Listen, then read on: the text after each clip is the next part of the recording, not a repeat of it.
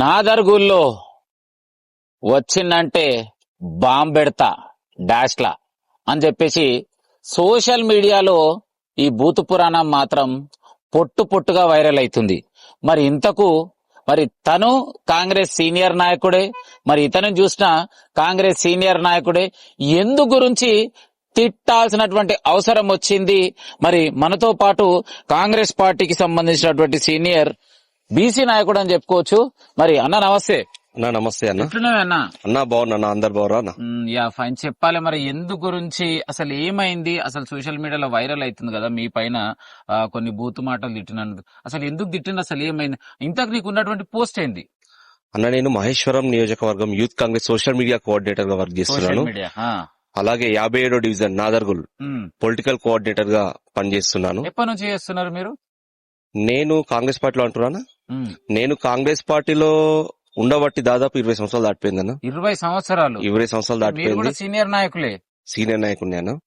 నేను కాంగ్రెస్ పార్టీలోకి వచ్చిన తర్వాత మొట్టమొదలు ఒక 5-6 ఇయర్స్ గడిచిన తర్వాత నాదర్గుల్ సోషల్ మీడియా కోఆర్డినేటర్ ని చేశారు నా వర్క్ ని చూసి. దాని ద్వారా బాగా పనిచేస్తున్నాడు అబ్బాయి అని చెప్పేసి బడంగపేట్ మున్సిపల్ కార్పొరేషన్ కి సోషల్ మీడియా కోఆర్డినేటర్ గా అపాయింట్ చేశారు. బడంగపేట్ మున్సిపల్ కార్పొరేషన్ కి అందులో ఒక 5 సంవత్సరాలు నేను పనిచేశాను. మళ్ళీ ఆ తర్వాత నా వర్క్ ను నేను ఎలా వర్క్ చేస్తున్నా ఏంటి అనేది అధిష్టానం గమనించింది కాబట్టి నాకు ఢిల్లీ నుంచి యూత్ కాంగ్రెస్ లెవెల్లో మహేశ్వరం కాన్సెన్సీకే కోఆర్డినేటర్ ఇచ్చింది, మహేశ్వరం అసెంబ్లీకి. మరి ఇంత మంచి పోస్ట్ ఇచ్చిన నీకు, నీ కార్యాచరణ అంటే పనిని బట్టే పోస్టులు ఇస్తారు, పని లేకపోతే మాత్రం పోస్టులు ఇవ్వరు. ఇంత మంచి పేరున్నా పోస్ట్ ఉన్నా మరి రెగ్యులర్ గా కాంగ్రెస్ పార్టీ కోసం పనిచేస్తున్నటువంటి వ్యక్తి పైన, మరి నీ పైన మరి బూతు పురాణం చేసినటువంటి వ్యక్తి ఎవరంటే అసలు ఏం చెప్తావు అన్న? వాస్తవాలు మాట్లాడుకోవాలంటే ఎవరైతే బోయపల్లి గోవర్ధన్ రెడ్డి అనే వ్యక్తి ఎవరైతే ఉన్నారో అతను, మేము అడిగింది ఏం లేదు, డివిజన్ ప్రెసిడెంట్ గా అతనికి బాధ్యత ఒక నెల క్రితం ఇవ్వడం జరిగింది. సో అతను నాదర్గుల్లోకి రావడము అంటే మా ఇంటి చుట్టుముట్టు ఉన్నటువంటి దేవాలయాలకు బోనాల సందర్భంగా రావడం జరిగింది. మేము ఫోన్ చేసి ఏమడిగినామంటే, అన్న మీరు వచ్చినప్పుడు ఒక ఇన్ఫర్మేషన్ మాకు ఇస్తే మేము కూడా మీతో పాటు ఒక 10 మంది ఉంటాం కదన్నా, చెప్తే బాగుంటది కదన్నా. ఒకే మాట అన్న, పాపానికి నువ్వు ఇది మీ నాదర్గుల్ కాంగ్రెస్ కార్యకర్తలకు నేను ఇది చేస్తా, నేను అది చేస్తా అని ఇక నానా బూతులన్నా. అది మాటలలో చెప్పలేము. అసలు ఒక కాంగ్రెస్ పార్టీ నాయకునికి ఉండాల్సినటువంటి లక్షణాలు ఎలాంటివి కూడా అతనికి లేవు. గతంలో చెప్పుకుంటూ పోతే బడంగపేట్ మున్సిపల్ కార్పొరేషన్ లో అధ్యక్షునిగా ఉన్నాడు కాంగ్రెస్ పార్టీకి. ఎప్పుడైతే బడంగపేట్ మున్సిపల్ కార్పొరేషన్ కి అధ్యక్షునిగా వహించిండో అప్పటి నుంచి బడంగపేట్ మున్సిపల్ కార్పొరేషన్ లో కాంగ్రెస్ పార్టీ అనేది చాలా అంటే చాలా నష్టపోతుంది. ఏ విధంగా నష్టపోతుంది అంటే, ఇతను ఎవరిని కోఆర్డినేట్ చేసుకుంటే పోడు. ముఖ్యంగా చెప్పాలంటే నాయకుడు అనేవాడు ఎలా ఉండాలి, కార్యకర్తలతోటి సమన్వయంగా అన్ని కులాలను వెంటేసుకొని అన్ని విధాలుగా చేసుకుంటూ పోవాలి. కానీ ఇతనేం చేస్తుండు, బాగా కులగజ్జి. ఇంతకు ముందు వెంకటరెడ్డి అన్న ఉండే. వెంకటరెడ్డి అన్న ఉన్నప్పుడు మామూలుగా వర్క్ చేయలేదు. వెంకటరెడ్డి అన్న స్వర్గస్థులు అయిపోయారు. అన్న చేసిన పనికైతే, వెంకటరెడ్డి అన్న గురించి చెప్పాలంటే బీఆర్ఎస్ పార్టీ రూలింగ్ లో ఉన్నప్పుడు ఒకే ఒక వ్యక్తి తన సొంత డబ్బులతోటి ఎన్నో బ్యానర్లు వేసి చాలా పార్టీ కోసం పోరాడి బడంగపేటలో కావచ్చు మున్సిపల్ కార్పొరేషన్ లో పార్టీని బతికించినటువంటి వ్యక్తి ఎవరైనా ఉన్నారంటే వెంకటరెడ్డి అని చెప్పేసి ఖచ్చితంగా చెప్పొచ్చు. 100% అన్న మీరు అన్నది. బడంగపేట్ మున్సిపల్ కార్పొరేషన్ లో మనది ప్రభుత్వం లేదప్పుడు, ప్రభుత్వం లేని టైంలో కూడా బీఆర్ఎస్ టగఫర్ గా ఎదుర్కొన్న వ్యక్తి ఎవరంటే వెంకటరెడ్డి అన్న. సో అలాంటి ప్రెసిడెంట్ మళ్ళీ రాలేడు కాడు కూడా. అన్నగారు స్వర్గస్థులు అయిపోయిన తర్వాత రెడ్డిలల్లా అహంకారం అదే అని, కానీ వెంకటరెడ్డి దగ్గర అలాంటి అహంకారం అనేది మాత్రం నాకు ఎక్కడ కానరాలే. ఎప్పుడు ఏ రిపోర్టర్ వచ్చినా కూడా సొంత తమ్ముని కంటే ఎక్కువ టేక్ కేర్ చేసిన వ్యక్తి ఎవరంటే వెంకటరెడ్డి అని చెప్పొచ్చు. వెంకటరెడ్డి అన్న గురించి చెప్పాలనుకుంటే ప్రతి కులానికి, బీసీ గానియండి, ఎస్సీ గాని, ఎస్టీ గానియండి, అందరినీ కూడా కలుపుకొని పోతుండే. ప్రతి నాయకుడిని, తమ్ముడు ఎక్కడున్నావు, పలానా ప్రోగ్రామ్ చేస్తున్నాం రా అని చెప్పి పిలుస్తుండే. గోవర్ధన్ రెడ్డి వచ్చిన తర్వాత ప్రోగ్రాంలు చేయడం మానేసిర్రు. కనీసము పార్టీ వాళ్ళను విమర్శించాలన్నా కూడా ఏం చేయలేకపోతుండు. ఏం చేయలేకపోతే ఏం చేయలేకపోతుండు. మరి ఎందుకు తనకి ఇక్కడ ఇక్కడ ఒక పోస్ట్ ఉండగానే మళ్ళీ మార్కెట్ కి సంబంధించినటువంటి డైరెక్టర్ పోస్ట్ కూడా ఇచ్చారు కదా, మరి ఎట్లా సాధ్యం అది?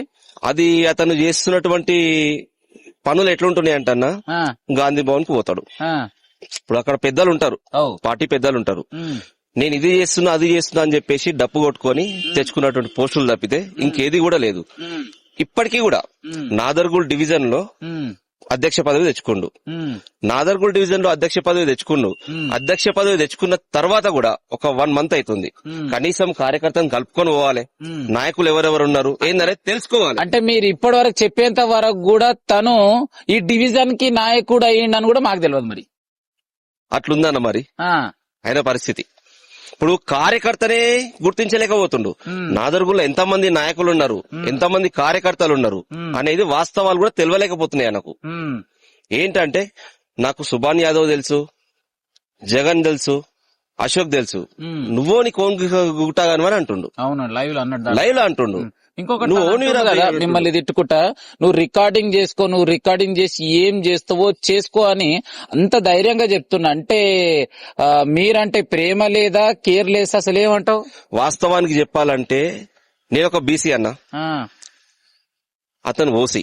ఉమ్, ఈయన ఎట్లుంటదంటే, అంటే అందరి గురించి చెప్పట్లేదు, ఉమ్, అతని వరకే చెప్తున్నా. ఉమ్, అతను ఎట్లుంటదంటే బాగా కులపిచ్చి, ఆ. కుల గజ్జి అనుకోవాలి. ఇంకా ఆ, కుల గజ్జి.